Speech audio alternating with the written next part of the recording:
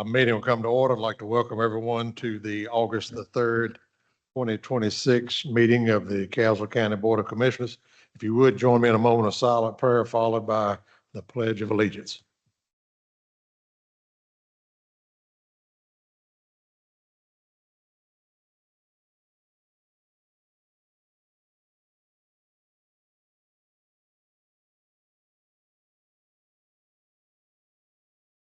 Amen. Amen. Allegiance to the flag of the United States of America, to the republic which stands one nation, indivisible, with liberty and justice for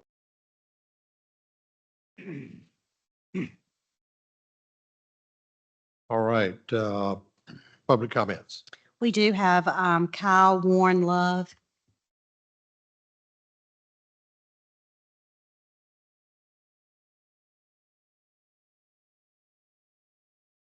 All right. Hello, y'all. My name is Kyle Warren Love. I use he, him pronouns. I'm trans. I am the Caswell Chapter Coordinator for the Health Collaborative.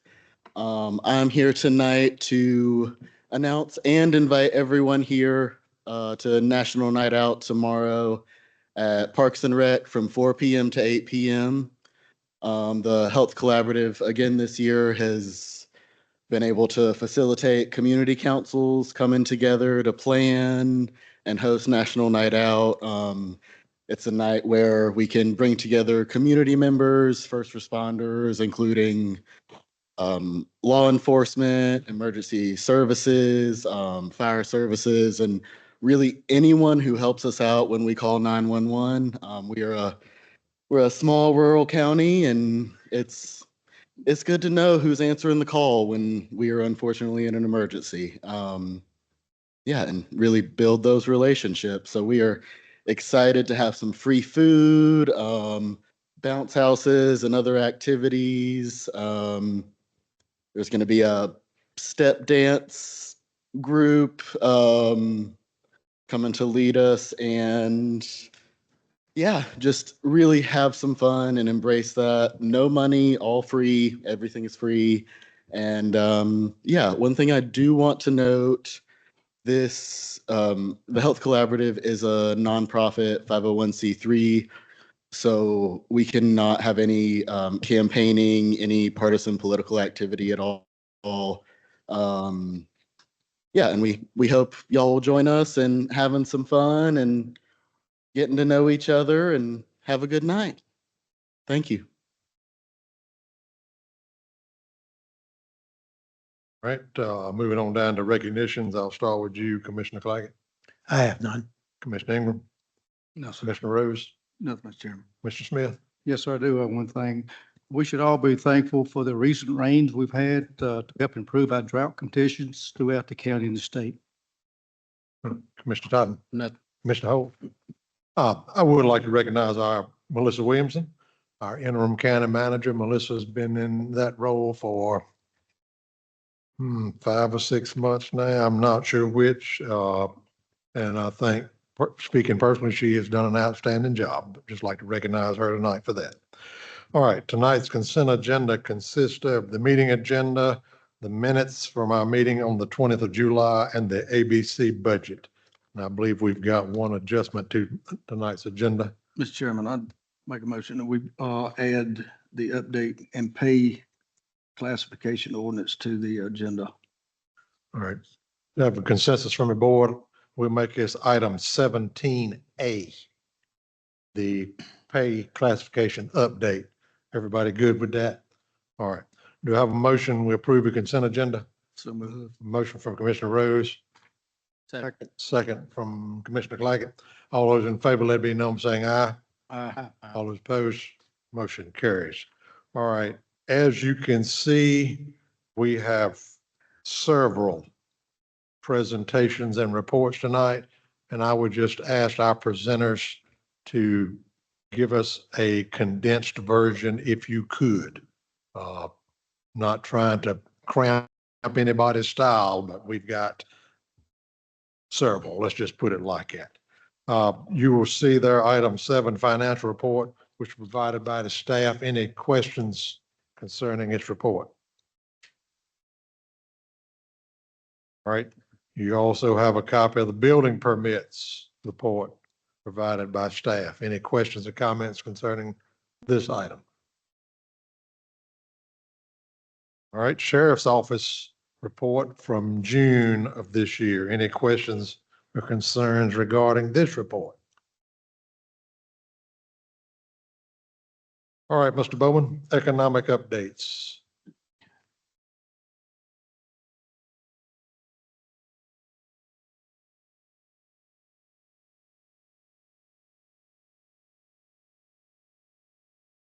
Thank you, Mr. Chairman, members of the board. I can condense this all the way down to, you already have the read ahead there, so if you want me to do that. But I think if you want me to, I'll go through those slides also. Okay? You can just tell me when to stop, because I want to introduce a friend of mine who came up already this evening. He's going to be speaking to you a little bit later from North Carolina State University. Tom White, he's the director there for economic development. So he'll be coming up just a little bit later to give you some insights as to what's going on with economic development. As far as the activities for the month of July, they're very light, if you will. I met with the website designer to discuss content for the economic development website. The content has been provided. They'll start working on this by mid-August, and we have an anticipated completion for the website in October. So as she starts putting this information together, we'll start looking at it and commenting on it and moving things around. Met with Superintendent of Schools, Mr. Lance Stokes, to discuss the different curriculums, trades courses, workforce development that's going on with the school this year. The conversations also focused on manufacturing, information technology, typical workforce mobility patterns, and dual enrollment programs. So I picked up a hard copy of the regional workforce. I presented that to him, and we've agreed to have a follow-up meeting later on next couple of months after school starts, after he calms down a little bit over there. The county manager and myself and the plan director, we've gotten together, talked about different topics that need to be addressed related to economic development. Some of those topics discussed were grant applications, estimates for due diligence at the Pelham Industrial Park, website design, industrial park signage, civic center, and identifying short-term goals. So it was a great meeting that I had with the county manager there, and I appreciate her time that she took. I know it was a busy schedule, but it gave us an opportunity to exchange ideas and hopefully start moving some things forward. Also prepared draft document, and that's what I'm going to present to you tonight for the Caswell County Economic Development Strategy for you to consider. Excuse me. So as I go through this, you can ask questions if you'd like, but this is to start you thinking. This is not the $20,000 copy of a strategic economic development plan. Okay. This is more like a $500 copy. It doesn't have the charts. It doesn't have the data in there. It doesn't have all of that fancy, pretty stuff, and it's not glossy. Okay. This gets right to the meat of what we think we need to be doing here in Caswell County. Now, as you go through and listen to this, and as you read through it, what you need to do is pick out what you think the priorities are, and then let the staff know what we need to work on, what we need to focus on. So this is going to give you pretty much an all-encompassing look at what we're looking at, or what Caswell looks like now and into the future. And let me apologize for my voice. I've got a little cold going on, so hopefully it doesn't bother you too bad. With that being said, do you have any questions of the activities report? Yes, sir. Chair. There seems to be a continued delay with the economic development website. Why is that? It's pretty much based on the web designer. The Small Town Soul is the one doing that. We've given her, as a matter of fact, I was just over at the Economic Development Office, and I can't remember Crystal's last name. Help me, Melissa. Where is she? Milner. That's it, Crystal Milner. I apologize for that. I just met with her over there. She's actually putting data together too for that website. So I'm not a designer by any stretch, but I did provide her with a lot of information about 2 weeks ago. So she says she has it, and Crystal's putting that same information together for her over there.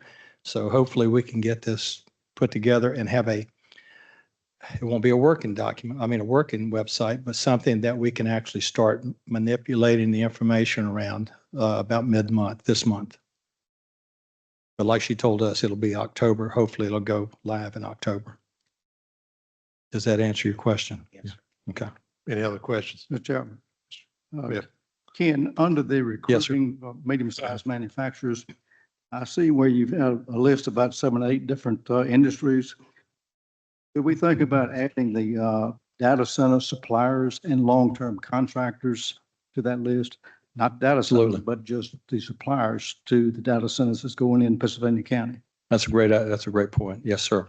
Now, where do you see that? Which one are you on? Under recruit small to medium-sized manufacturers, under target industries. Was this under my activities report? No. Oh, this is on this? Yeah. Oh, I'm sorry. Yes, absolutely. That's the kind of feedback I need. Okay. Any other questions on the activities report? Right ahead. Mr. Chairman, Move on. thank you. Yes, sir. Thank you for that.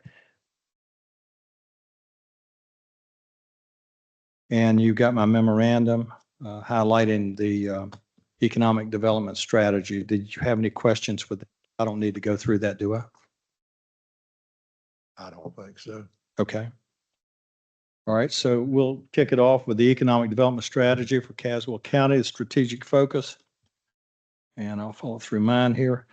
Caswell's economic development program should concentrate on creating sustainable economic growth by expanding the tax base, increasing employment opportunities, and improving the quality of life for residents, while preserving the county's agricultural heritage and rural character. The county's location between the Piedmont Triangle, the Virginia market, and the Research Triangle provides a competitive advantage that should be leveraged through strategic marketing, site development, and business recruitment. Next slide. There we go. So based on the Board of Commissioners' priorities, the economic development strategy can be organized around 6 strategic initiatives that reflect Caswell County's strengths and opportunities while providing a clear direction for implementation. They are: market available industrial and commercial sites, promote the Pelham Commerce Park and development-ready properties, recruit small and medium-sized manufacturers, encourage entrepreneurship and small business development, expand agribusiness and food processing opportunities, and expand broadband and recruit the remote workforce. Market available industrial and commercial sites. So develop and implement an aggressive marketing campaign that showcases the Caswell County's available industrial and commercial properties to national site selectors, developers, and business decision makers.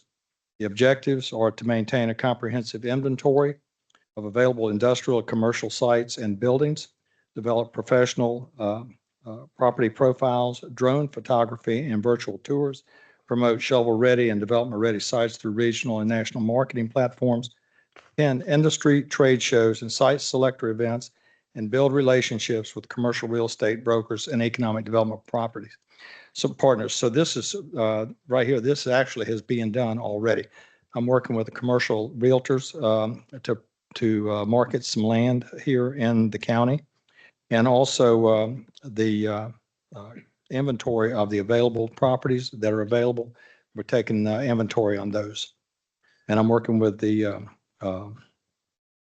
planning director on that. He has already given me some overlays on properties and site properties here in the county, so we can start putting those on the website as soon as that becomes available. All right, promote the Pelham Commerce Park and development-ready properties. Position Pelham Commerce Park as Caswell County's premier business industrial destination. The objective here is to complete any remaining site readiness improvements, perform the due diligence and site preparation for marketing, develop professional branding and marketing materials for the park, install high-quality entrance signage and wayfinding, create a dedicated website featuring available lots, utilities, transportation, access, and workforce information, pursue North Carolina certified site designation where feasible, and coordinate marketing with regional and state economic development organizations. And the desired outcome is increased occupancy within Pelham Commerce Park while creating additional opportunities for future industrial expansion. This slide right here is probably one of the slides you want to pull out of this whole slide deck and hold on to it, because these are decisions that need to be made by the board, because there's going to be money attached to pretty much every one of these items. So basically, you'll need to look at these, kind of rank each one of them, rank and stack each one of them, and figure out what you want to expend those limited funds on.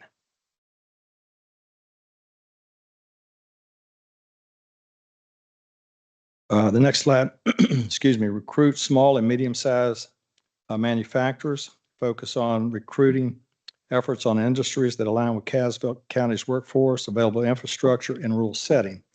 Target industries are advanced manufacturing, metal fabrication, food processing, plastic manufacturing, wood and forest products, agriculture equipment, building products, distribution and logistics, automotive suppliers.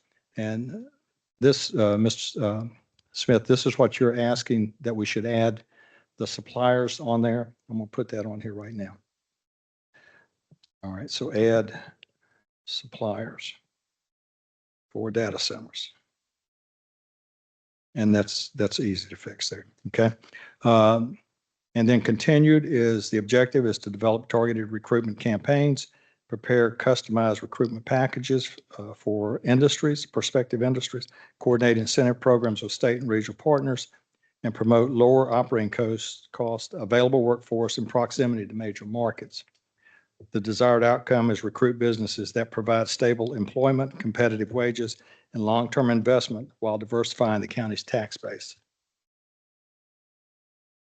And next one.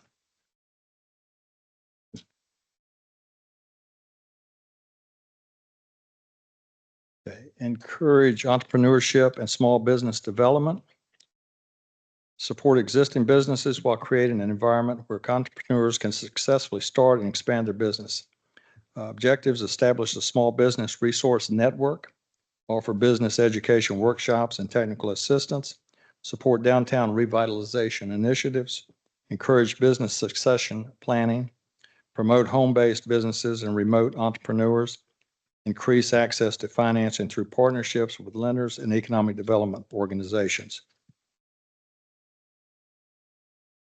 And continue, the priority sectors would be professional services, retail, hospitality, construction trades, healthcare services, technology-based businesses, artisan and specialty manufacturing. And the desired outcome would strengthen locally owned businesses, create employment opportunities, and increase commercial investment throughout the county.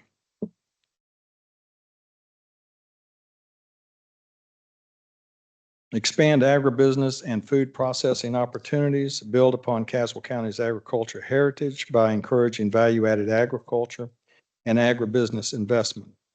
The objective here is to recruit food processing companies, support value-added agriculture enterprises, encourage cold storage and agriculture distribution facilities, promote agritourism and farm-based businesses, support specialty crop production, and develop partnerships with local producers and educational institutions. And continuing with that, potential opportunities: specialty food manufacturing, meat processing, beverage production, greenhouse operations, farm equipment services, agriculture technology, packaging and distribution, and promote the Center for Educational and Agricultural Development. Desired outcome is increased farm profitability while creating additional employment opportunities and expanding the county's agriculture economy. Next is expand broadband and recruit the remote workforce. And I would just preface this slide right here this is something that has been brought up during the comp plan meetings that have taken place throughout the county. That remote work is a big deal here in the county. So they need, these folks that do remote work, that work from home, they need the broadband for doing that particular type of work.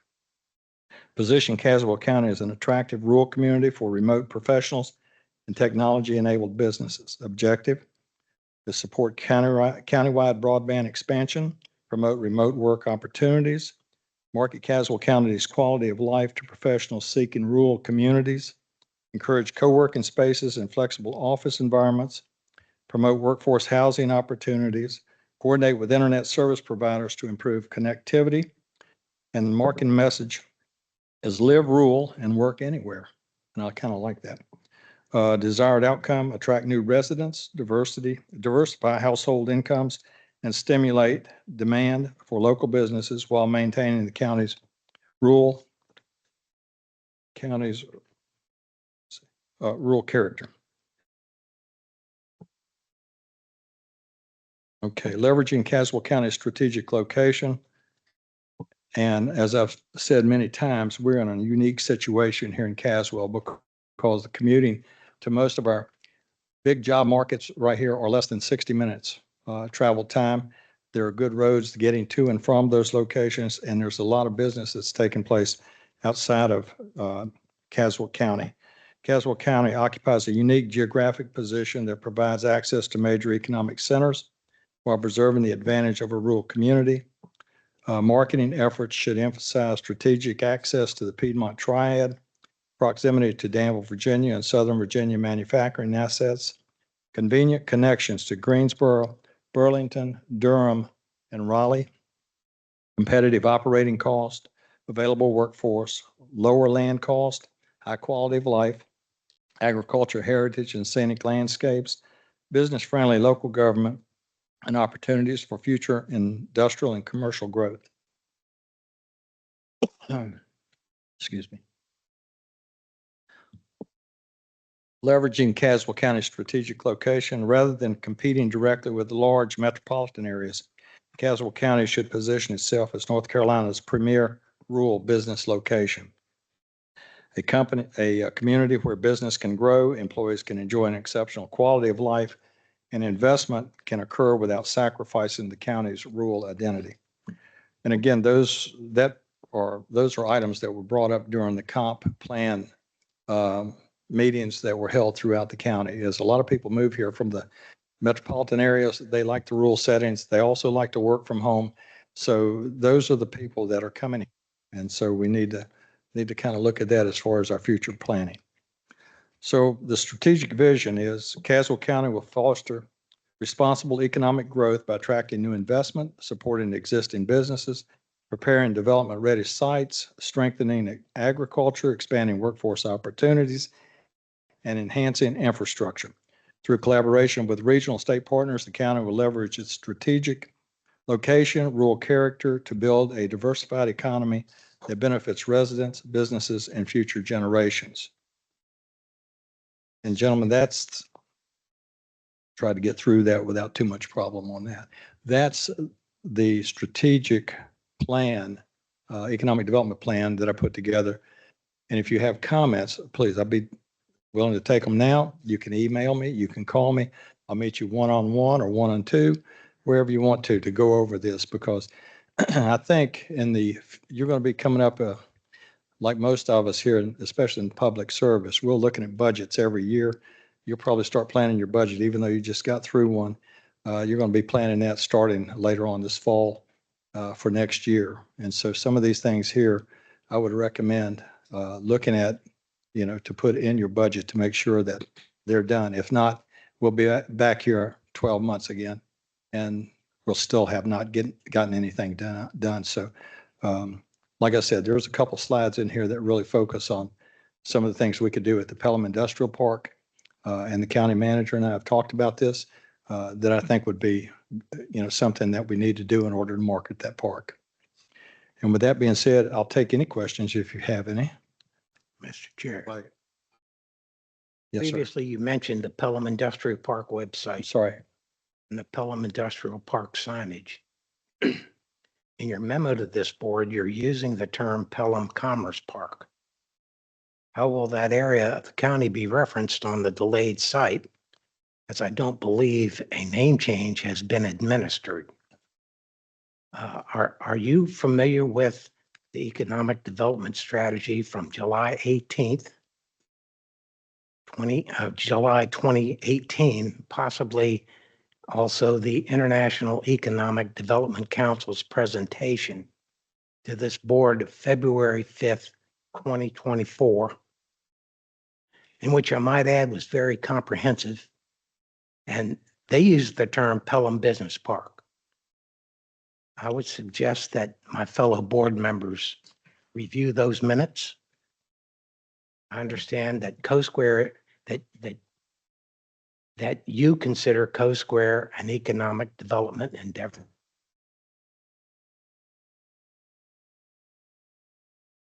It's all I have.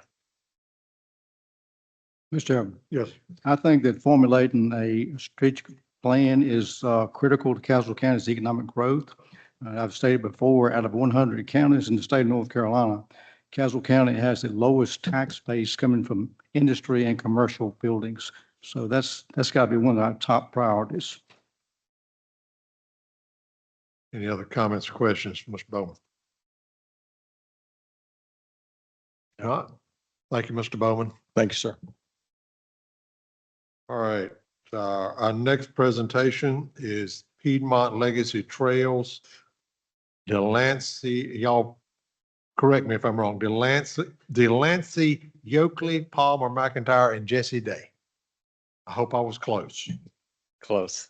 Thank you, members of the Caswell County Commissioners. My name is Jesse Day. I'm the Planning Director at the Piedmont Tri-Regional Council. You'll notice 3 people up here that we're gonna talk fast and breathe less with all 3 of us so we can honor the need to move through several presentations. But in all honesty, we're happy to be here. So Palmer McIntyre is a conservation planner with the Piedmont Land Conservancy, and then Delaney Yoakley is the Piedmont Legacy Trails Coordinator. So she'll round out our presentation and we'll move through pretty quickly. And thank you for bringing up the presentation.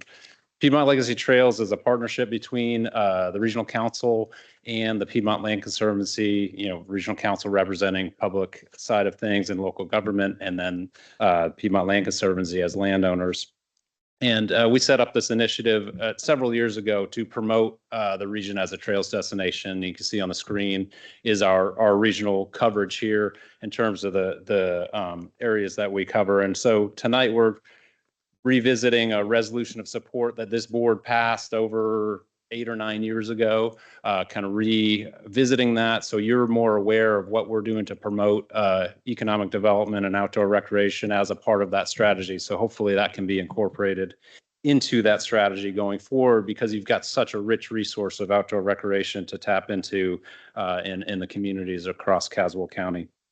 And so with that, I'll turn it over to Palmer to talk a little bit about kind of the impact of outdoor recreation. What does that mean? Some data, and then a little bit of storytelling in terms of what is Piedmont Legacy Trails doing for Caswell County and across the region. So happy to be here and thank you for your time tonight.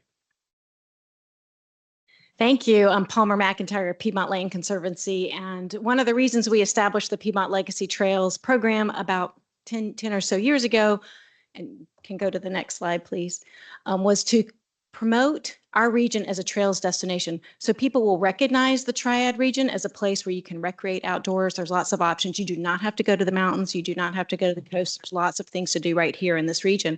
And one of some of the ways we do that, we work with partners at the local level to help advance trail infrastructure.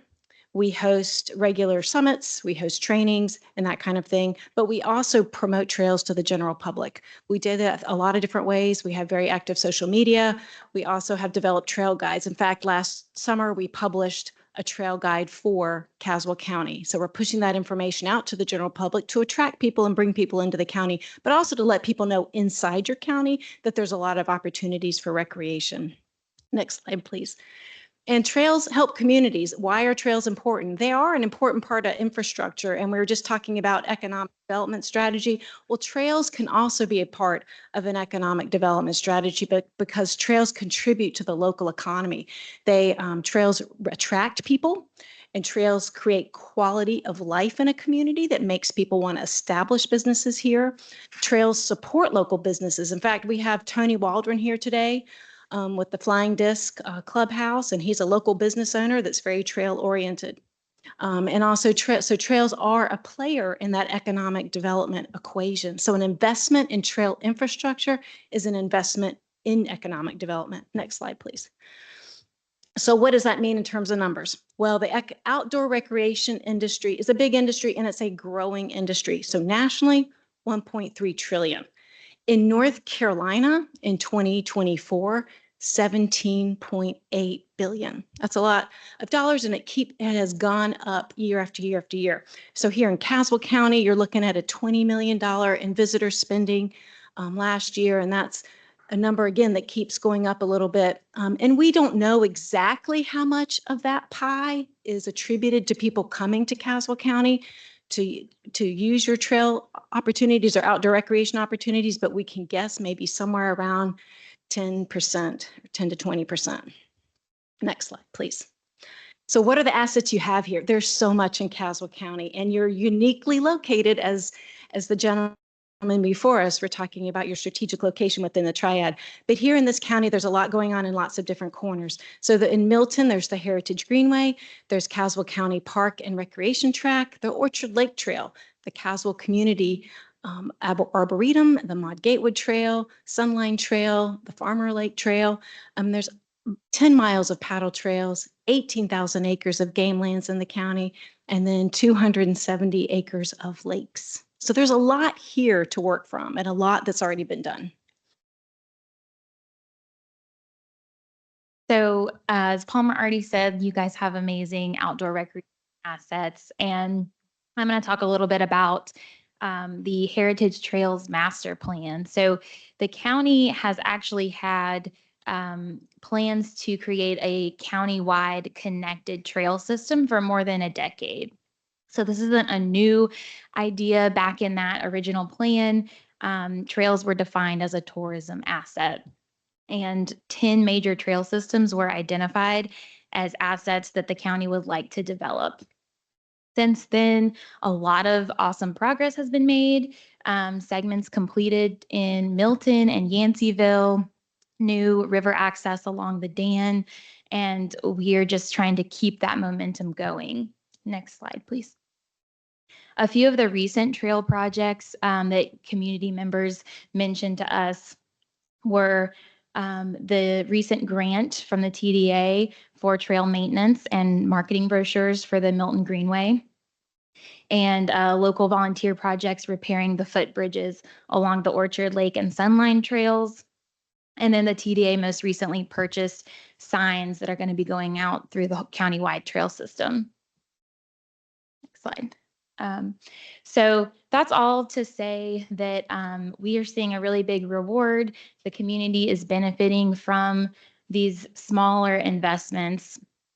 And a good example of that is a project with the Heritage Greenway was a $50,000 project, and the town of Milton only had to contribute $5,000 toward that. So with projects like these, we're able to really leverage outside funding and have the reward be much bigger than the investment. Another example I'd like to mention is the Yanceyville Trails. There was a $16,000 grant that did require a local match, and that match was actually put in by local volunteers who gave up 640 hours of volunteer labor. So if that doesn't show how the community is really rallying behind the trails, I don't know what does. 640 hours of trail work. So next slide, please. We also have a great quote here from the mayor of Milton. She says that the Heritage Greenway is the closest thing Milton has to a town square. So that is just a great example of how trails in communities really become more than just a trail, right? It's not just a place to walk your dog or get some exercise. It becomes the heart of the town and the gathering place that draws people in. We also have some quotes here from trail reviews online. They're saying it's a wonderful trail. We're going to come back and visit. So it's drawing people in. And we have a little bit of data, again, from All Trails that shows the interest that people are having with these trails. And All Trails is if you're not familiar with it, a website and an app where people can explore new trails and leave reviews. It's used mostly for people who are traveling to these trails So these will mostly be from people who are not from within the community, but from outside. And you can see the Orchard Lake Trail page has about 1,400 page views. So you're getting some interest from people maybe discovering Caswell County for the first time. You can also see where these people that are leaving the reviews have traveled from. And of course, most are within that 50-mile radius. But you also have people traveling from 100, 200 plus miles away. And, even if their trip wasn't specifically to visit a trail, this is what they're doing while they're here. And this has been a priority during their visit and the impression that Caswell is leaving on them when they leave their trip. So we would just like to build on all the great work that's already been done and continue growing Caswell County's trail network and the Piedmont Triad as a whole trails destination.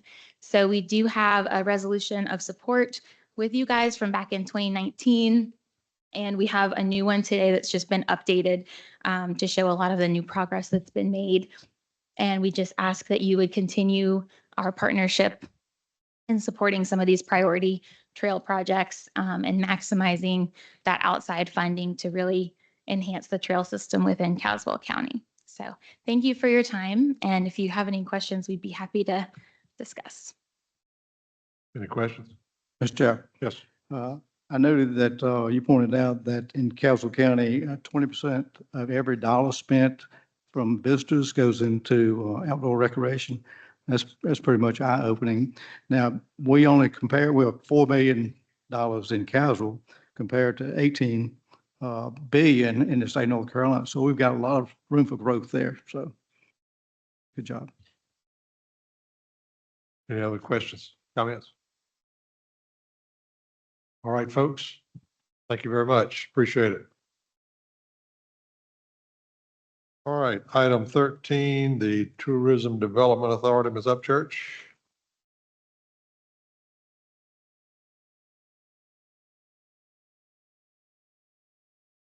Greetings and good evening. I'm Angela Upchurch, board member of the Caswell County Tourism Development Authority.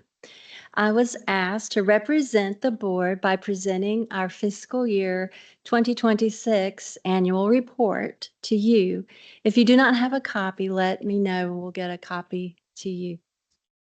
The mission of the Caswell County Tourism Development Authority, TDA, is per the statute and resolution provided by Caswell County, is to further the development of travel and tourism in the county through advertising and promotion.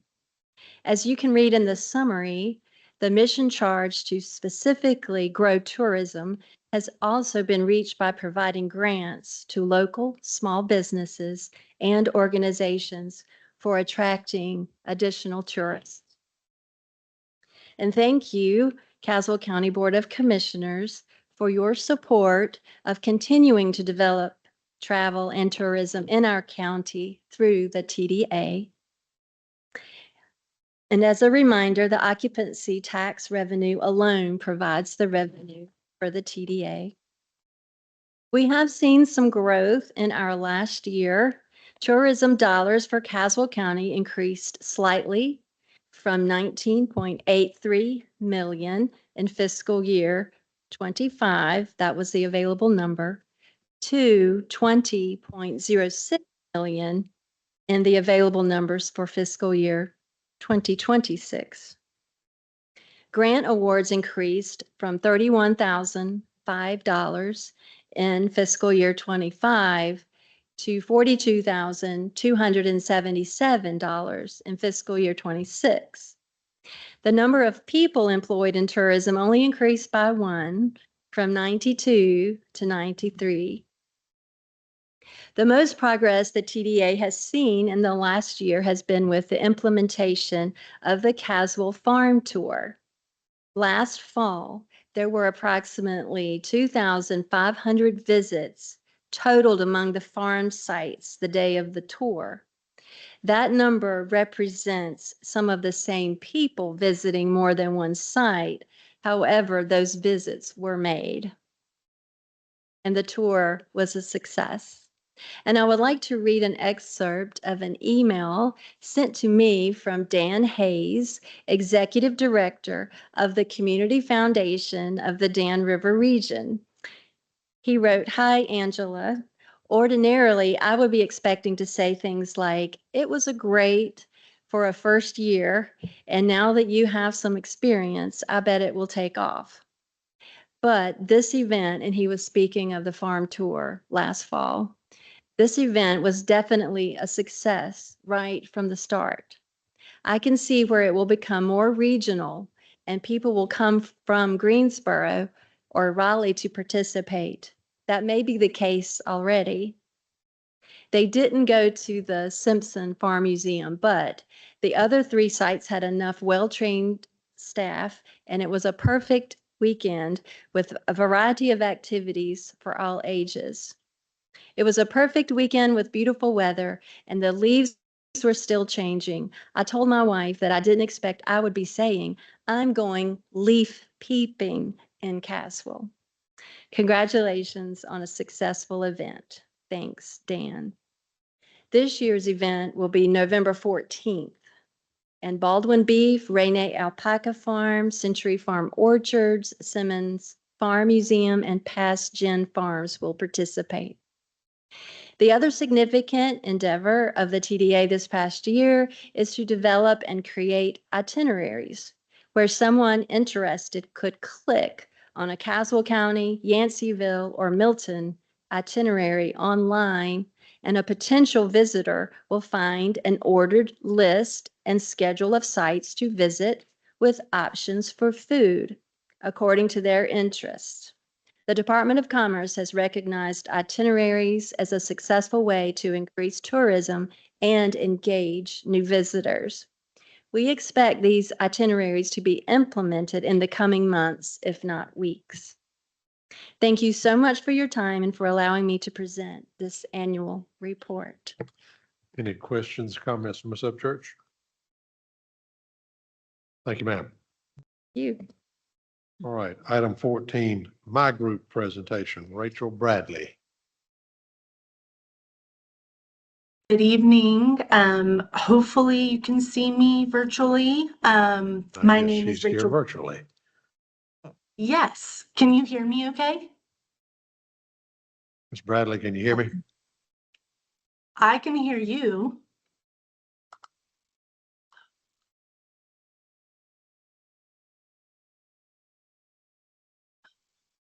I can hear you. Let's see.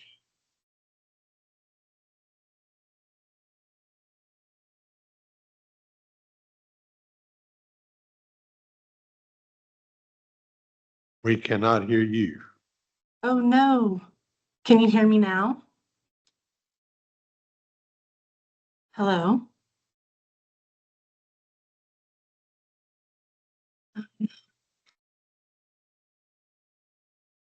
Hello? Can you hear me? You're able to do it.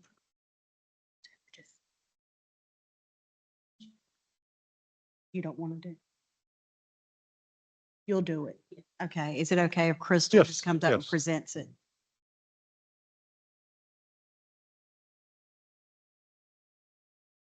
But we will pivot. Okay, so this is for the EAP program, employee assistance program. This was going to be presented by Rachel. You all have some folders in front of you that has her information there. And also the presentation. So I'm just gonna try to go over this as quickly as possible. Probably can't do as good of a job as she could, but I'll just do some touch points. So they were founded almost 40 years ago. They're linked to 87 plus organizations. They take a customized, personalized approach with each individual while still offering a do-it-yourself option. And on the second page, they talk about the different programs that they have. So of course they have the employee assistance program, the student assistance program, first responder assistance program, which is extended to our public health individuals. Crystal, I don't mean to stop you, but we may have the audio fixed. Can you hear Okay. me? There she is. Yes, we Okay. can. I will step away for Hi. now then. Oh, Crystal, you are doing great. Um, but yes, hello, good evening, board. It is great being here. I'm grateful to be a part of this. I'm glad that we've got technology for me to join in and that we were able to get it figured out. So we've been asked to share our EAP. Woo, I can see like 10 of me. Do you have my presentation? If not, I can share mine.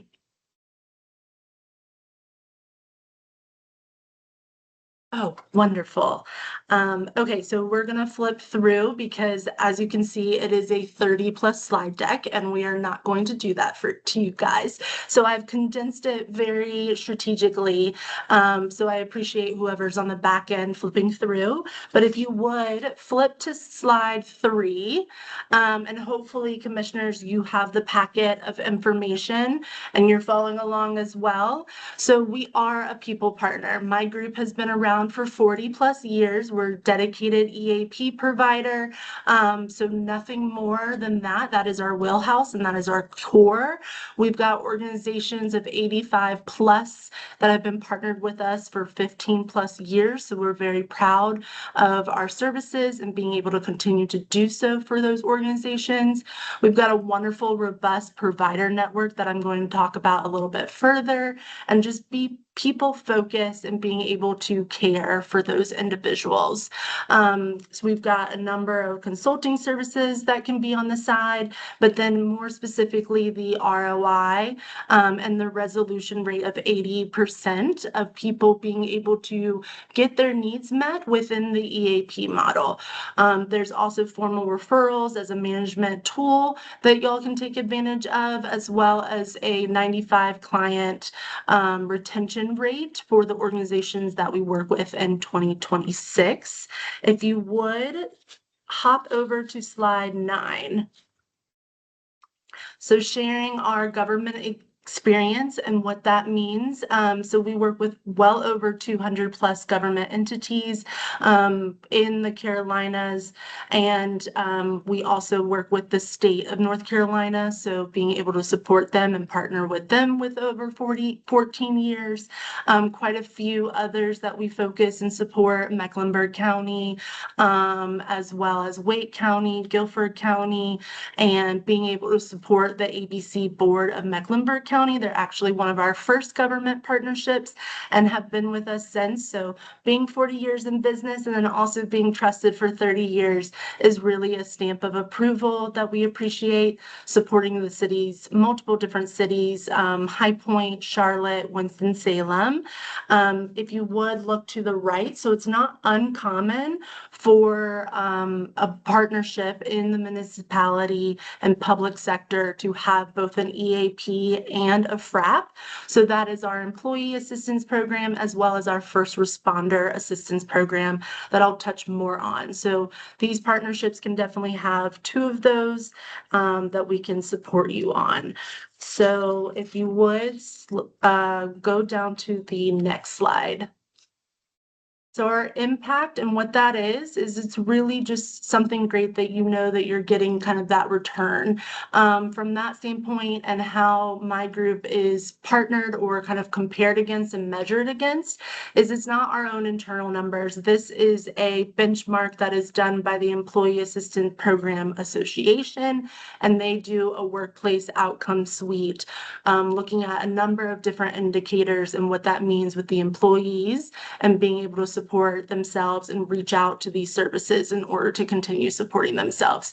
So one that I want to highlight is absenteeism. My group decreased missed work hours by 43% compared to the industry average of 33.5%. Another great one being work engagement. My group improves work engagement by 14% compared to an industry average of 6%. If you would flip to slide 13. So what is our services and the resources that are available to employees? They are able to have a different session model. So for an EAP, we're looking at a 3-session model. For the first responder assistance program that I'll talk more about, they're looking at a 10-session model. But employees are able to call in and they have access and clinical support 24/7, 365.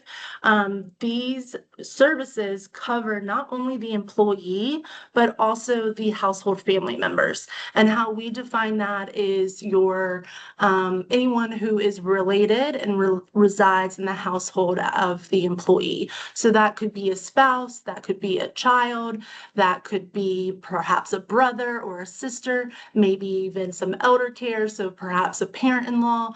And we're able to support even dependents up to age 26 that do not reside in the home, but they're still dependents. And so we're happy to support those. So that's what's wonderful about these resources, is that it extends beyond the employee, being able to support the family household as a whole. These sessions, so say a 3-session model for your employees, they are able to access this with unlimited number of issues per year. So an issue may look like they're reaching out for relationship concerns. Then they can have 3 sessions with a provider and close out kind of the concerns that they're having there. Perhaps later in the year, they've got, maybe they experienced the loss of a loved one, then they can do grief and loss and do 3 sessions there. Maybe with the holidays, there's a lot of stress and things happening around that time, making things, magical. Then they can reach out and get 3 sessions of 3 sessions for stress. So it's not just 3 sessions for the whole year, but per issue, unlimited separate issues per year. They can utilize these with a lot of different modalities. So in-person, virtual, telephonic are ways that they can reach their counseling sessions. We also have a My Portal, and I'll talk more about that a little bit later. BetterHelp is a way that we just offer additional resources for employees to get access to counseling sessions. So if they prefer a more self-guided way and virtual, then they can utilize BetterHelp. But my group has a very robust network, both available for in-person and virtual counseling sessions. And then another great thing about our services is that it extends during tricky life transitions. So they happen, they occur. So whether it's bereavement, after termination, retirement, there are a number of days in which employees can access our services and still, be able to be serviced. If you would flip next to just the next slide. So slide 14. Awesome. So the provider network that I mentioned, we have 55,000 plus providers. We've got a great in-house team of clinical care partners that are there and ready to take these incoming calls. So all of these providers are clinical care partners. They have robust understanding and experience. They've got a master's or doctor level degree, state licensure in order to practice in the state in which the employee is in. And then we do ask for additional years of at least 3 years of postgraduate experience before joining our network, so that they're just a little bit more aware and able to service the needs of many employees have and call in for. A lot of great things is that these provider network, we've got a great team that is constantly keeping it updated and making sure it's relevant, so that when employees call in and they have a particular issue, maybe they are looking to have a male or female provider, different kind of criteria and factors that employee are looking for, then we're able to service them and have a best fit for them. One of the differentiators of my group is that we do not just send out a list of providers for employees to research or figure out what the heck all those different acronyms mean at the end of people's names. What we do is we find and we refer them to one provider and make that referral to them so that they're able to get the services that they need in a timely manner. So one of those things when it comes to timely responses is being able in a typical situation. Again, EAP is a short-term resolution focused thing, and it is so that people have their next action item. Our goal is to be able to connect somebody in routine situations within 3 to 5 business days. Of course, there's urgent situations that come up where 48 hours are necessary, and then in times of crisis. And when I say crisis, we're talking about somebody who may be thinking at the end of their life. So then we can definitely respond and get them the needs that they need immediately and take those actions to secure that. We do have that provider network that's able to have access for both in-person and virtual care within the mileage of your county. And we certainly appreciate that. Okay, flip now to slide 18. So our FRAP, which we kind of have coined at this point, is our First Responder Assistance Program. It really is another differentiator of my group from a standpoint of we really focus on what those different personnels and those needs are. So when, over the past 40 years, certainly as an EAP provider, being able to be more robust, understanding the people that we're caring for, and really kind of customizing it as such. So our FRAP is able to support your, first responders, whether that's EMS or sheriff, whoever y'all elect that you want to cover. Two of the main things is that the provider network is very specialized. So we have within our provider network, we've got providers who are very equipped to be able to handle the day-to-day life that these first responders handle that maybe you and I don't see maybe even once in our lifetime. So we definitely want them to feel confident and comfortable going to somebody who is aware and able to, not freak out when it's like, whoa. So that is one of the great things about our FRAP network is being able to find somebody who's equipped and has the experience to handle the needs of a first responder. Another key thing I mentioned previously is an extension of session models. So in this case, a 10-session model, it would be so that those individuals, again, these are first responders, so they are taking care of everyone else. And it is common that they don't really take care of themselves. So to have a larger session model, then they're like, hey, I've got time. There's sessions for me to really dive into the things that I'm working through, and for them to feel confident that they're starting something and going on this path and able to kind of have that resolution at the end of it instead of, just getting into it and then no longer having that benefit that is available in an employee eligible benefit. Next slide would be slide 23. So another thing that I wanted to bring to your attention is my group's ability to respond in a case of a crisis or a critical incident. So a critical incident may be an employee death or a natural disaster such as Helene or other things, that really kind of impact the organization and where you're really trying to get or a large group of people within the organization and really get them back to a good, ability to kind of go back to work and think about the things that they've got in front of them. A critical incident in our case, we've got a great team that is our critical incident response team. And so when a call is needed, then you have that available to you.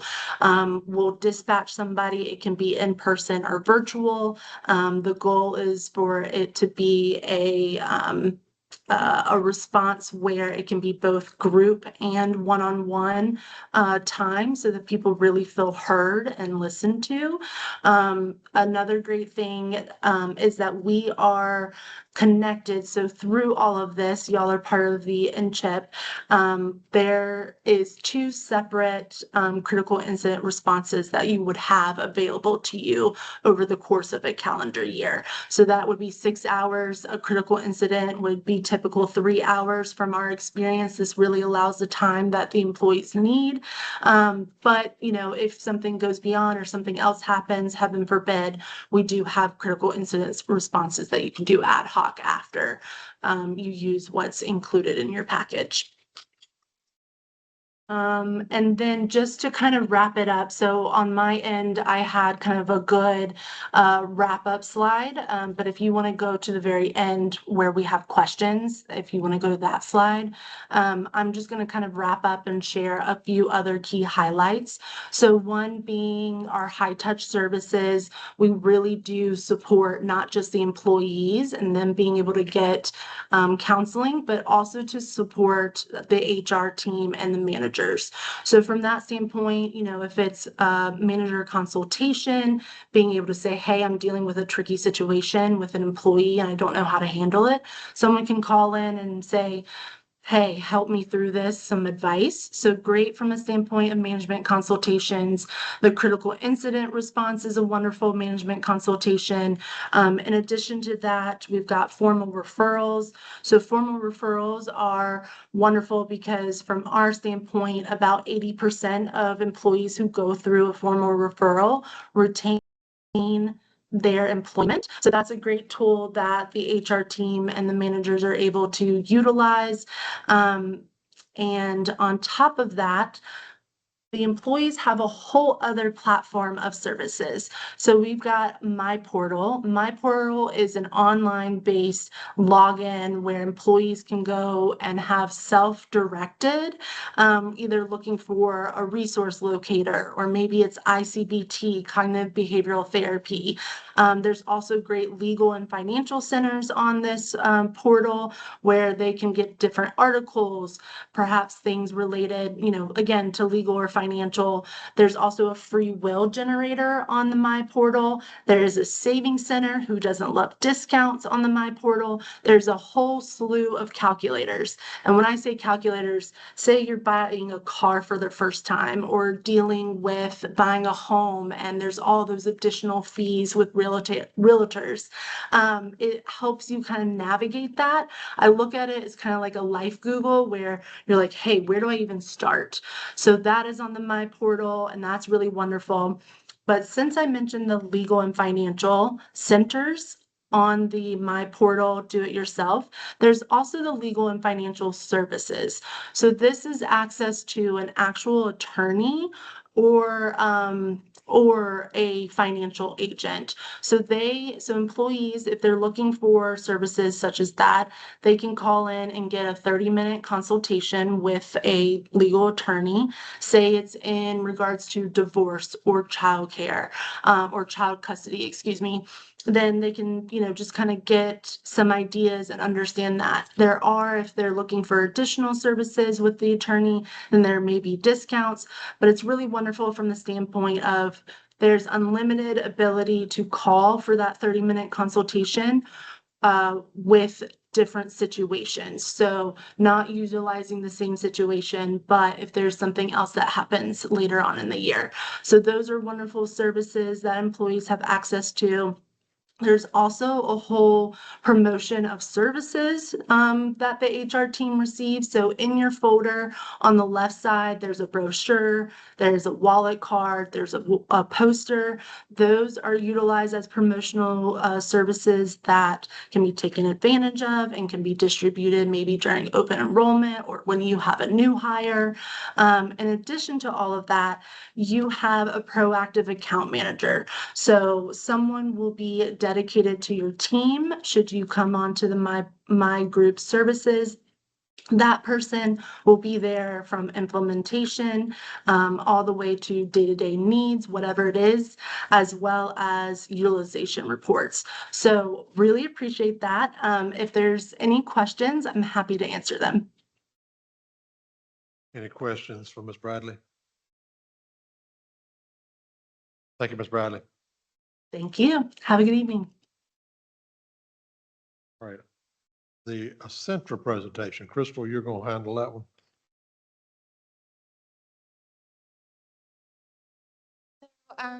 Thank you guys for allowing me to come in front of you all today. Now I'm a little bit more on schedule. So this is Essentra. This is who we currently have as our EA provider. And I'm gonna do a real quick, just kind of summary of each page and run through it as fast as I can. So on the cover page, it talks about Essentra Health. They provide EAP services to Caswell County currently since 2004. And on page 2, they have the cost proposal, which introduces the EAP services, includes things that are very similar to my groups, and really is kind of right along side by side. So I'm going to kind of skip right over that because she talked about everything, and the way that those align are pretty much similar. This page 3 is just talks about what it includes: 2 hours of on-site or virtual critical incident support, and 2 hours of management training. It provides the annual utilization reports, and then there's additional add-on services that can be added on. Page 4 is the pricing. So the pricing for them is $1.94 per employee per month for 3 sessions. That's for both the regular EAP and the FRAP on their side. And includes additional first responder specific training, critical incident response services, and customized communications. On page 5, there's an executive summary. This highlights Essentra Health's 40 plus years of EAP experience serving public and private organizations. Describes the national provider network, local support, and continued investment in behavioral health services. Page 6 is the company strengths. They talk about their high rates of success and improved employee problem management, workplace functioning, and overall well-being after using EAP services. Page 7 is the satisfaction and experience. So reports participant satisfaction rates of 95 to 100% across major service areas. It also highlights experienced clinical staff and high counseling resolution rates that often eliminate the need for additional referrals. Page 8 is the counseling services that they offer. They're also 24/7, 365. And it describes the different response times, crisis intervention, appointment scheduling, and they also have virtual and in-person counseling options as well. Page 9 is the additional employee resources. So that is similar to my group as well, as far as what they can reach out for: work-life balance, legal and financial consultations, things like that. Page 10 is the training and account management. It describes employee and supervisor training, marketing materials, implementation support, quarterly utilization reporting, and dedicated account management. Page 11 talks about the quality and access of how they have the experienced staff. They get industry awards and multiple ways that employees can access services such as phone, email, website, mobile app, and live chat. And then page 12 is the critical incident services. It talks about post-incident organizational support, leadership consultation, and bereavement groups, on-site support for employees, and those kinds of things. So just to kind of give over a proposal comparison summary. So the pricing, like I said, is $1.94 per employee per month. The counseling model is 3 sessions per issue for employees, dependents, and household members. And that's 3 sessions for regular EAP and 3 sessions for the FRAP. 24/7 access, that is included as well. And 2 incidents included in the annual renewal of this, plus additional supports, additional costs, of course. Training, 2 employee trainings, plus 2 additional first responder trainings. Legal services is a 30-minute consultation per issue annually. Financial coaching is a 30-minute money coaching consultation per issue. And dependent care, work-life services are included. The mobile app is included. They have a website, webinars, articles, provider search, and education materials. They have unlimited consultation and support for management. Marketing materials, of course, like she said, include, or well, like my group, brochures, wallet cards, posters, newsletters, and email campaigns are all included in this price. The provider network is national, and they have, again, 40+ years of service. They do have a significant more amount of experience with the public sector. They do come recommended from NCHIP, which is who we go through our health insurance and dental and vision. They're who manages all of that. And special features, dedicated account management, customized implementation, crisis response, and first responder specific resources. Any questions? Questions for Crystal on, is it Accenture? Am I pronouncing that Yes. right? It's something we have already. Yes. How much is it being used? It has, recently, the last utilization report was 5% usage. And keep in mind, what we have right now doesn't have the first responder program in it. Right now is just the basic EAP.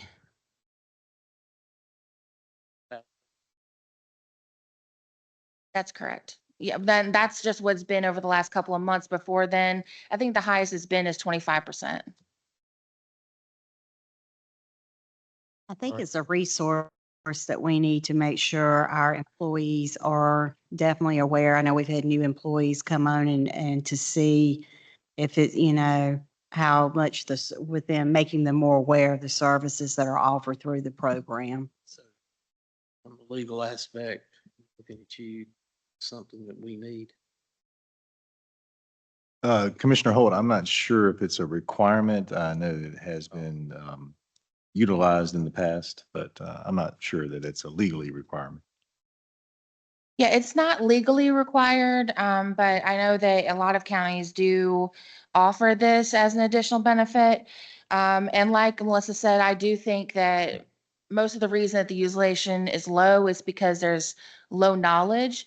And so something I'm going to be doing is visiting departments, making sure that I'm dropping off materials and kind of putting it out and visible for, I've run into plenty of employees in different departments who, oh, I didn't know that was, even though I send emails and everything, but not everybody checks emails. So, just kind of getting out there and letting everybody know that this is something that's available to them.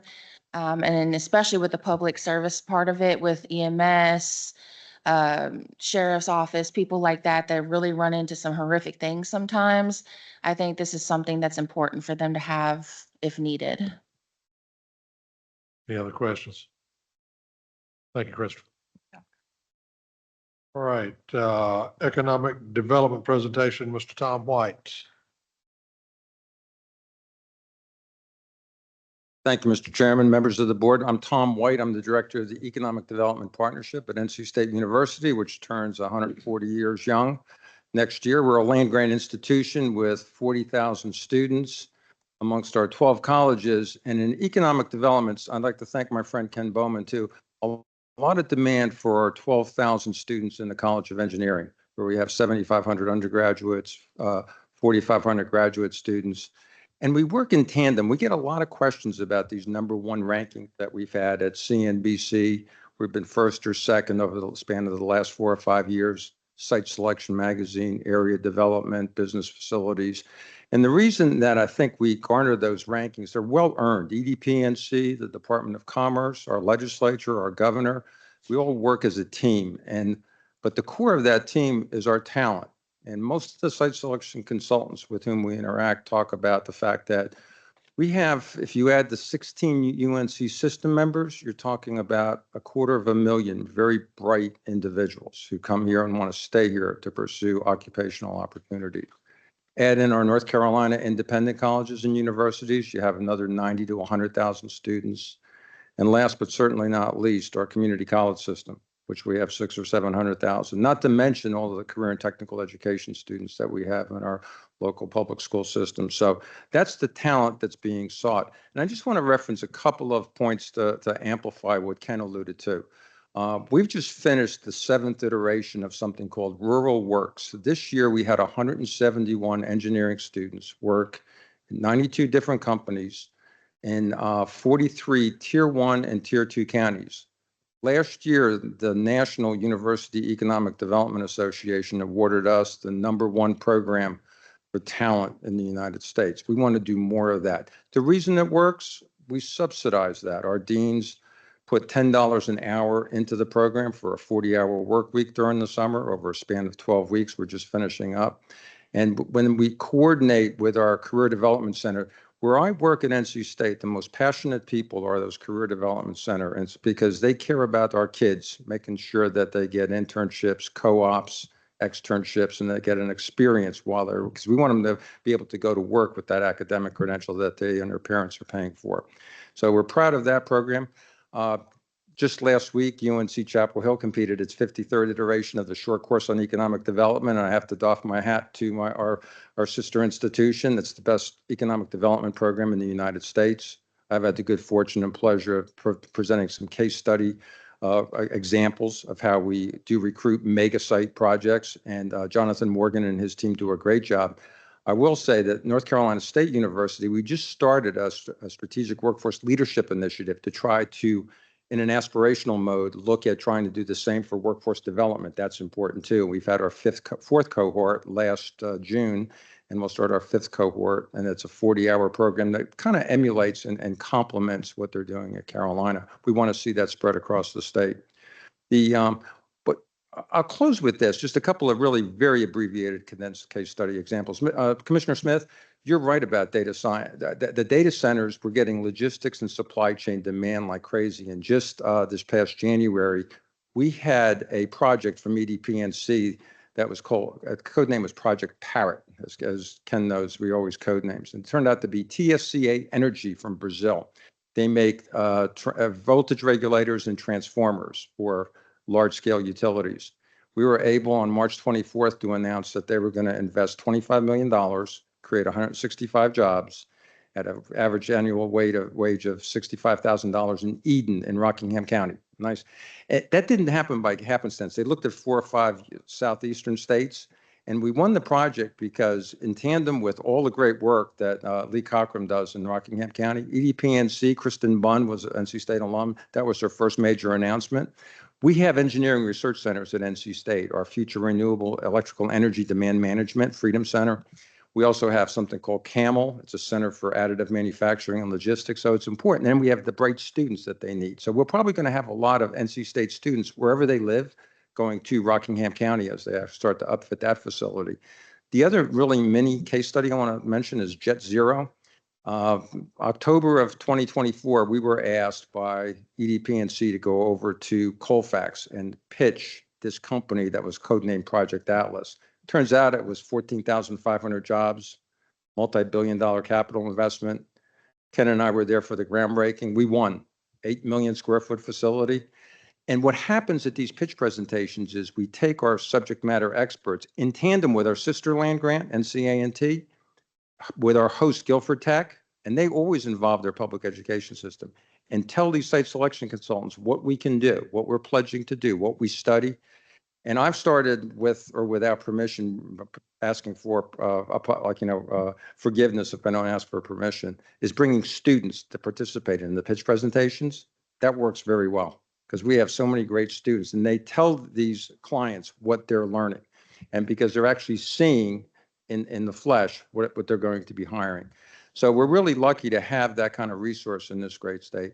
I'll close by, and then Ken asked me to hold this up. We've been spending a lot of time up in Danville recently with their Institute for Advanced Learning and Research, what they're doing with advanced training for defense manufacturing. And I've known this for It's almost 25 years. It's hard to believe. Carl Stauber had us up doing research projects in tandem with Virginia Tech to try to looking out the windshield, not the rearview mirror. I've lived in Durham for about 55 years. We were really proud of our tobacco heritage and our textile heritage. But about 40 years ago, we said, we're becoming a city of medicine. And 25 years ago, and I'll close with this, 25 years ago, the Research Triangle Regional Partnership, and I asked Ken, I said, can we claim Caswell County? I know you're part of the Piedmont Triad, but all of the resources that are here, we hired Michael Porter from the Monitor Group to do a clusters of innovation study for us. And we paid, it was about a couple $100,000. The clusters that he identified, and I'll read them real quickly: advanced medical technologies, biomedical devices, automotive, motorsports, aviation, aerospace, biotechnology, biopharma, boat building, marine sciences, nonwovens, photonics, serious games, data sciences, service systems. Unbelievably prescient for like 25 years ago. We spent the day of 9/11 at Molly Broad's office at the UNC. She was the UNC system president. The Monitor Group, his research scientists, were the last plane to get out of Logan Airport that day. So we turned the television on and watched that horrific, occurrence. That's hard to believe. It's been 25 years. So that work is still advising an awful lot of what we do as a land grant, because we want to have economic capital investment, job creation in all 100 counties. That's where we got cooperative extension. We have industrial extension. So brevity is not my strong suit, as Ken knows. So I'll close with this. We'd like to get our students out there whenever and however and wherever we can to work in those tier 1 and tier 2 counties. Because we are certainly seeing market-driven investment of a large scale in Raleigh, Durham, Greensboro, Winston-Salem, and in Charlotte. Our task is to look at Helene recovery, 39 counties down east and with an ag tech focus. That's another strength of NC State, obviously, with cooperative extension of 4-H and future farmers. So it's an honor to be here today. And I guess I don't know if we have time to entertain questions, Ken, but I'd be happy to entertain any questions or comments or take any direction from you too. Any questions for Mr. White? Mr. Chairman. Yes. Mr. White, just want to thank you for coming in today and talking with us and making sure Caswell County is on your radar. So as you can see, we need all the help we can get. And with Mr. Bowman, I think we're on the right track. Great. Thank you, Commissioner Smith. I appreciate that. I love coming up here. Thank you, Mr. Chairman. White. Item 17, the Piedmont Legacy Trails Resolution. Ms. Williamson. The next item is a proposed resolution of support for Piedmont Legacy Trails. This resolution is not a funding request and does not obligate the county to construct trails or commit county funds. Whether it is a statement reaffirming Caswell County support for Regional Piedmont Legacy Trails Initiative. Caswell County previously adopted this resolution of support on November the 4th, 2019. The items before you tonight is to reaffirm the county's continued support for this regional effort. The resolution recognizes that a connected regional trail network can enhance quality of life by providing opportunities for walking, bicycling, recreation, and other outdoor activities. It also acknowledges Caswell County's natural resources and outdoor recreation assets, including Hyco Lake, Caswell Game Lands, and the county's existing and planned trail network, as well as the Caswell County Heritage Trails Master Plan. In addition to the recreational benefits, the resolution recognizes the potential economic benefits of regional trails, including tourism, increased property values, and attracting businesses and residents to the area. Adoption of the resolution may also strengthen future opportunities to pursue federal, state, local, and private grant funding should the county choose to pursue trail-related projects in the future. Staff recommends approval of the resolution of support for Piedmont Legacy Trails. This action simply reaffirms the county's support for regional trail planning and does not commit the county to any financial obligations or future construction projects. All right, thank you. Any questions, comments? Mr. Chair, Yes. I move to approve the Piedmont Legacy Trails Resolution of Support. I have a motion from Commissioner Ingram to approve the resolution. Second. Second from Commissioner Claggett. Any more discussion? Hearing none, we'll proceed to vote. All those in favor, let it be known by saying aye. Aye. All those opposed, motion carries.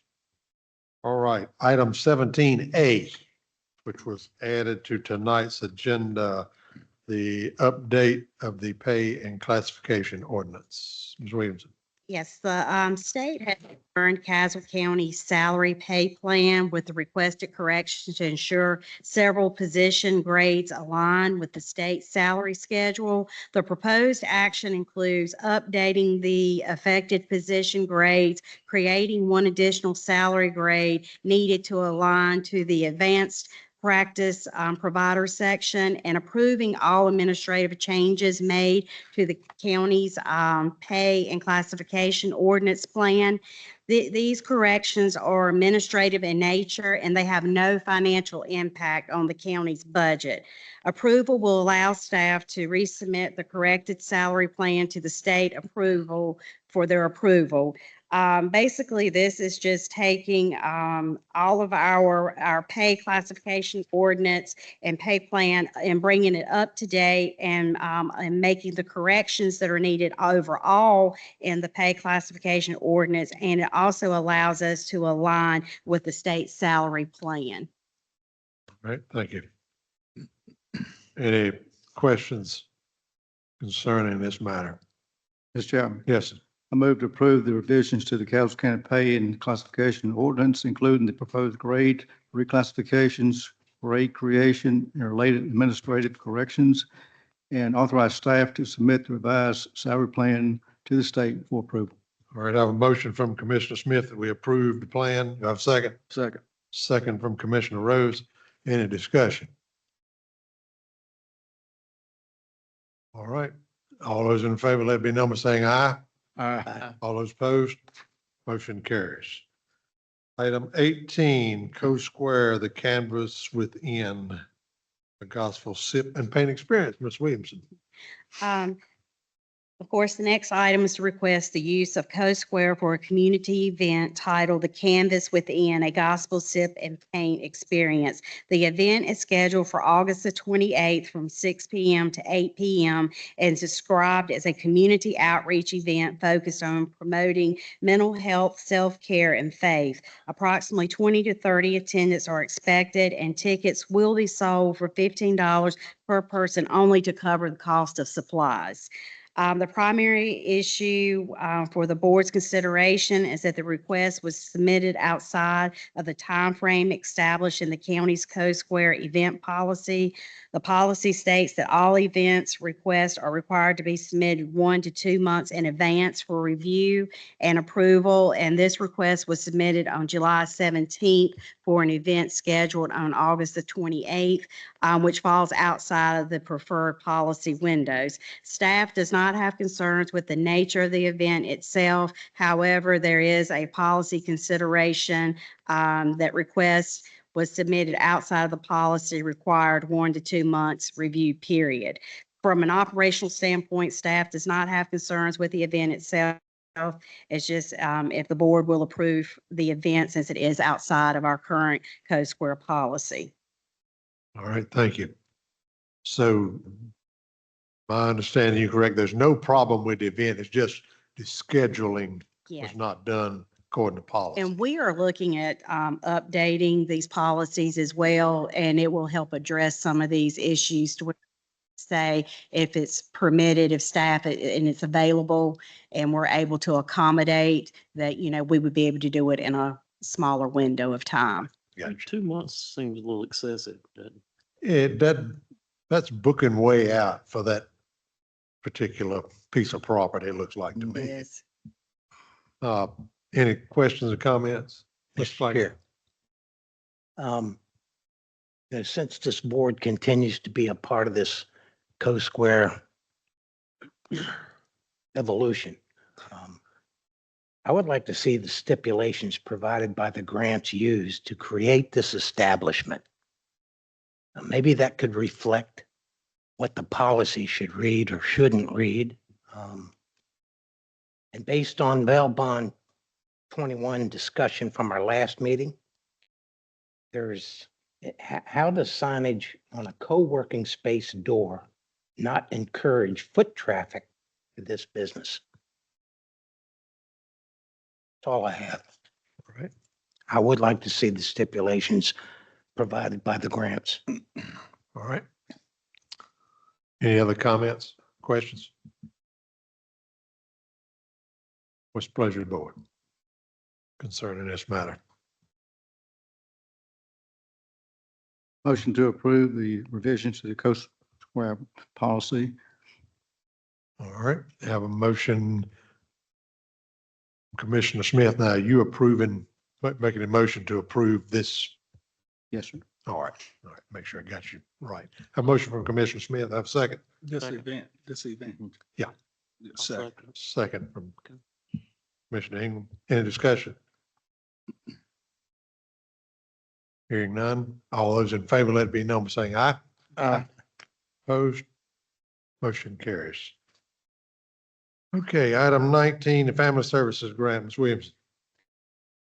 The next item is informational update regarding a grant opportunity for family services through the Dan River Region Community Foundation. Family Services applied for a $36,000 grant to support client services. If awarded, the funding will be used to provide financial assistance, essential supplies, and transportation assistance for individuals and families served by the department. This is a non-matching grant, meaning no county funds are required as part of the application. If the grant is awarded, we will bring it back before the board for acceptance. No action is required on this item. Right. Any questions concerning this? All right, we'll move on down.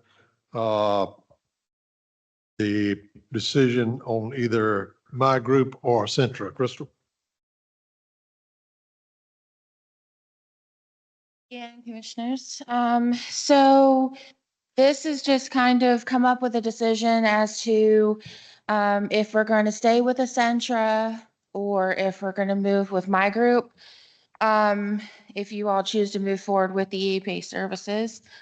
Something to keep in mind, the Centra contract has been auto renewing since 2004. And normally I would have to give them a 30-day notice. But being that it restarts on September 1st. And so being that we're starting today, they gave me an extension to kind of see what the decision is for tonight. So the fiscal impact for them, it is a significant difference, I think, in price for them. And so it's $108.35 higher a month for Essentra than it is for my group. So moving to my group would be a savings in that aspect. And then also my group offers more sessions for the FRAP services. And even though it's labeled as first responders, we are kind of under the discretion to say we want to classify under that. And so we are putting, the public health like EMS, sheriff, emergency management, those employees under the FRAP coverage for that. And so both, I'm just going to read my notes here. Both are annual contracts. After the first year with my group, that would also go into auto renew. And Essentra is giving us the opportunity to make the decision tonight, and I will need to advise them in writing by tomorrow if we're going to allow it to renew or not on September 1st. My group can get us started anytime. My group is offering more for less, and they have a long-standing history in working with first responders and public entities. My group has also been recommended by NCHIP. I've had meetings with both company representatives. My recommendation is that we do not renew with Essentra and we switch our services to my group effective September 1st, 2026. Right, Crystal, thank you. Any questions? What's the pleasure of the board? Mr. Chairman, Mm-hmm. I move not to auto renew the essential contract and obtain my group as the EAP provider effective September 1st, 2026. That would include the regular EAP service at a rate of $1.04 per employee per month, and the first responder assistance program, which extends to the public safety at a rate of $2.79 per month per employee. Have a motion from Commissioner Rose. Have a Second. Second.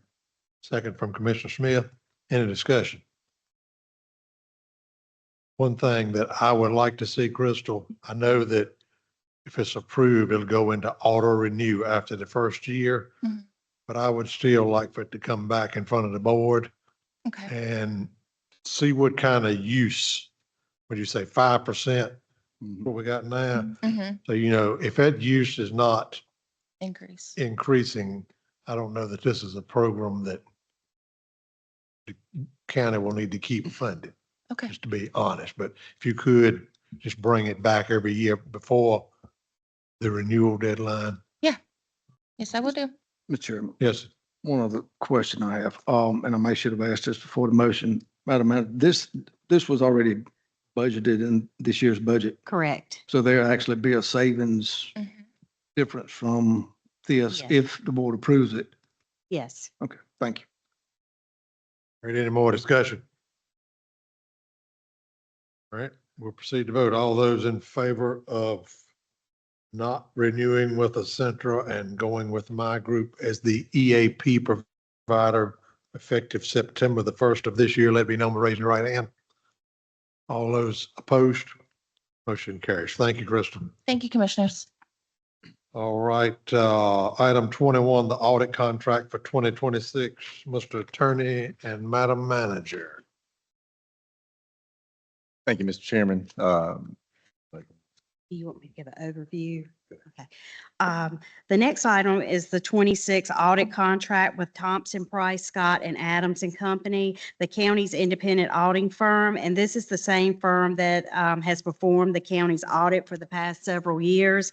And this contract is the standard audit contract prescribed by the North Carolina Local Government Commission and is required for all local governments. And it outlines the scope of the audit, the responsibilities of both the county and the auditor, the required reporting deadlines, and the approval process through the LGC.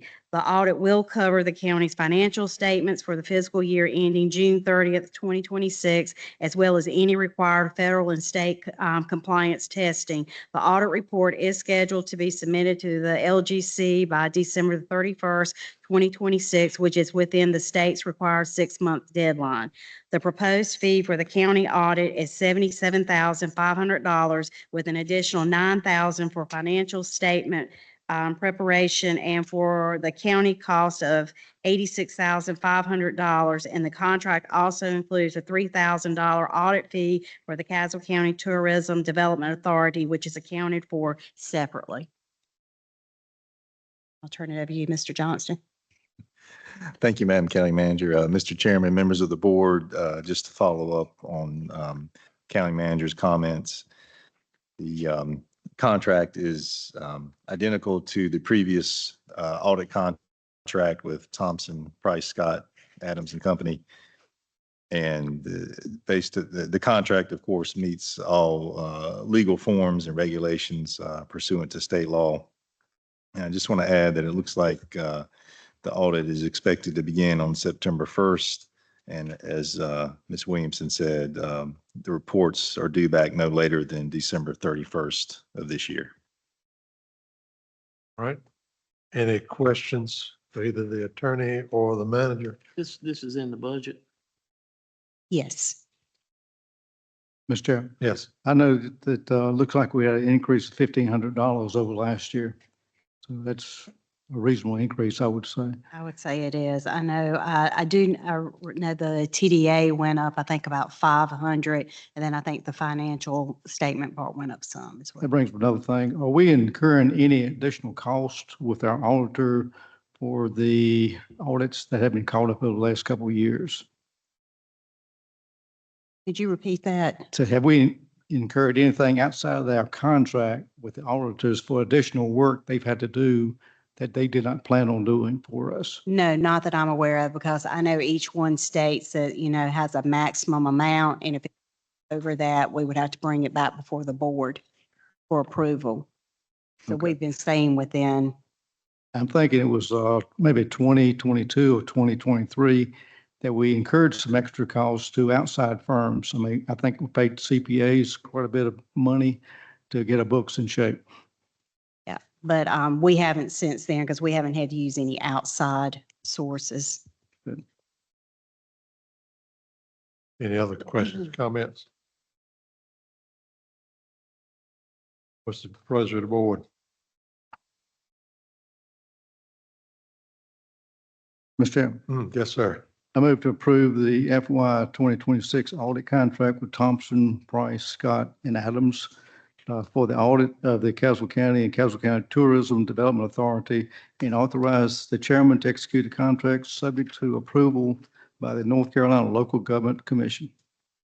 I have a motion from Commissioner Smith. I have a second. Second. Second from Commissioner Totten. Any discussion? All right, all those in favor, let it be known by saying aye. Aye. All those opposed, motion carries. All right, item 22, appointments or reappointments, the Home Consortium. Ms. Williamson, that's the only one vacancy. Yes, this is the one that the former senior center director sat on, and the new senior center director, Caroline Markham, would be taking her place on this. Right. Floor is open for nominations. Mr. Chairman, I Yes. nominate Ms. Markham. All right. Any other nominations? We have a motion nominations be closed and approved by acclamation. So move. A motion from Commissioner Claggett, Second. second from Mr. Totten. All those in favor, let it be known by saying aye. Aye. All those opposed, motion carries. Ms. Markham is appointed. Reports and updates, Madam Manager. I have a few updates to share. First, I recently had the opportunity to visit our solid waste facility with our solid waste director, Mr. Fuquay, to observe the well drilling process. It was a valuable experience that gave me a better understanding of how monitoring the wells are installed and the importance of groundwater testing as part of the environmental monitoring requirements for the landfill. And I did take pictures of that. If anybody's interested, I'd be glad to share those with you. Second, the senior services also prepared a grant application through the Dan River Region Community Foundation to replace aging fitness equipment in the wellness and fitness room. The grant, of course, does not require a local match, and if awarded, we will bring that back before the commissioners for acceptance.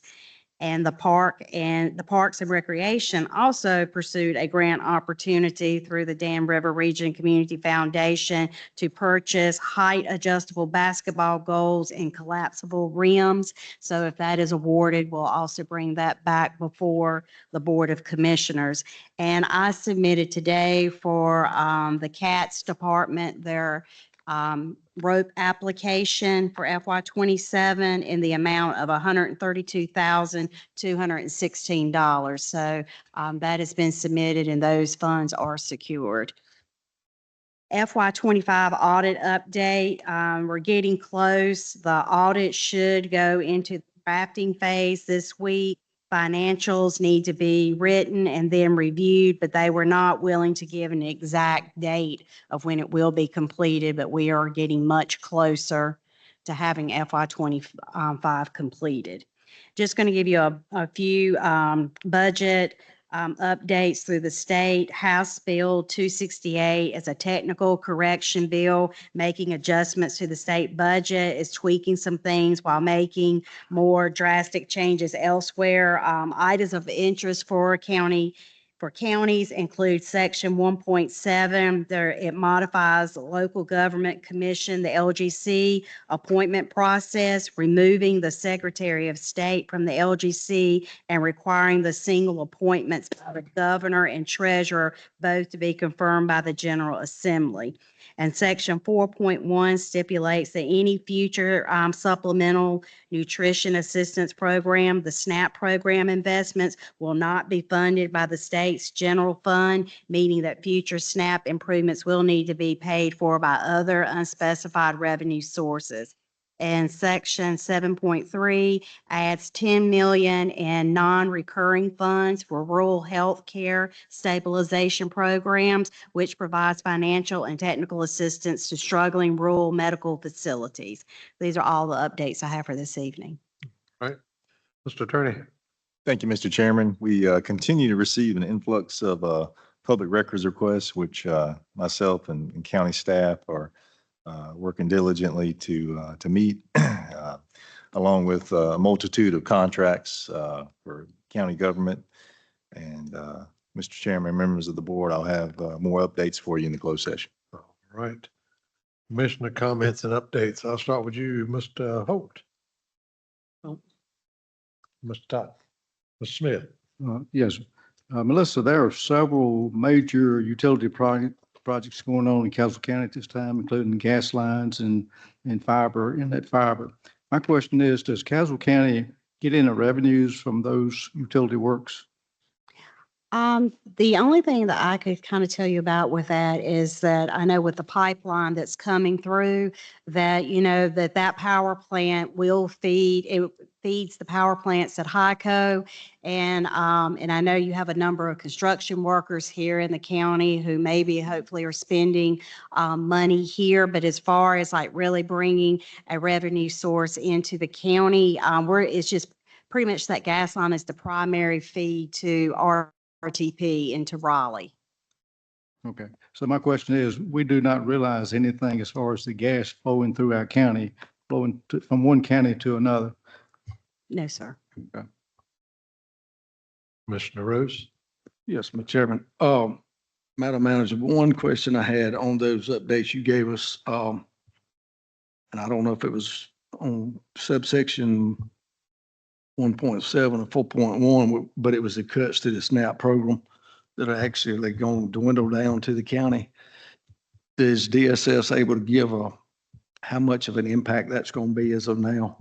We know that number. Well, we know as of October the 1st that it'll go from 50% to 75%, the cost that the county will have. But from what I'm gathering from this, when it says in the future, I'm assuming like next year for budgeting, they will not be supporting. It doesn't sound like anything for that program. And when it says unspecified resources, I assume that's the resources that we find, unless something else comes down from the state level.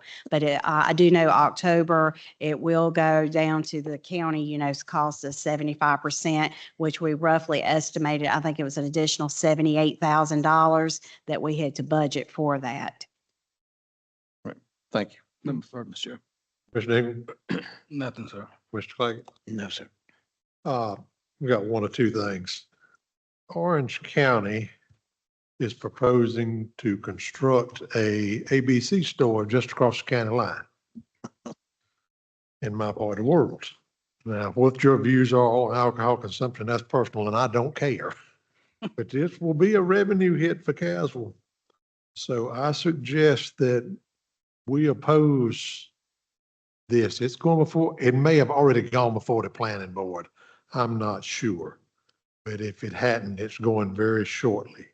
But it's right across the county line. It's going to be, the address is on Highway 49, but it's more or less right there in that triangle where 49 and 86 goes to Hillsborough, 49 goes to Hall River. That's where they're going to construct it at. Is that right down the street from the one we have? Is that right down the street from the one we have? No, we don't have one in that part of the world. Okay. The closest one would be the Yanceville or Samora. Probably ain't much difference between the two, but it'll be a revenue hit. You can bet on that. I don't know how much, but it'll cost us something in revenue. Yes. So that's actually like orange. It's orange. They're gonna be orange Alamance person. They trying to get all that little section where it's not four corners, but it's four counties really close right there. They are proposing to build an ABC store right there. So I think it would be a good idea for us to come up with something, hopefully by the next meeting, in opposition if the board sees fit to go that route. All right. And I was going to get on my soapbox, but we've been here long enough tonight on real business. So I'll leave my other comment for a later time. Announcements and upcoming meetings and events. National Night Out be tomorrow night from 4 to 8 at Parks and Rec. This coming Saturday, August the 8th, is Kids Fishing and Fun Day at Farmer Lake. August the 12th, next Wednesday, Blood Drive at the Senior Center. Saturday, August the 15th, is the countywide Back to School Blast at Parks and Rec. And our next meeting will be right here on the 17th at 6:30. Closed session. And before I read this, I believe, Madam Manager, you asked that the board concur that finance director could sit in for part of. Anyone have a problem with the finance director sitting in for a couple of items during closed session? Hearing no opposition, that'll be fine. Closed session to consult with an attorney employed or retained by the public body in order to preserve the attorney-client privilege as provided under North Carolina General Statute 143-318.11 subsection A3 to establish or to instruct the public body staff or negotiating agents concerning the position to be taken by or on behalf of the public body in negotiating the amount of compensation and other material terms of an employment contract or proposed employment contract as provided under North Carolina General Statute 143-318.11 subsection A5 and consider the qualifications or conditions of appointment of an individual public officer or employee or prospective public officer or employee as provided under North Carolina General Statute 143-318.11 subsection A6. Do I have a motion? We go into closed session. So moved. A motion from Commissioner Smith. Second. Second from Commissioner Totten. All those in favor, let it be known by saying aye. Aye. All those opposed. We now sitting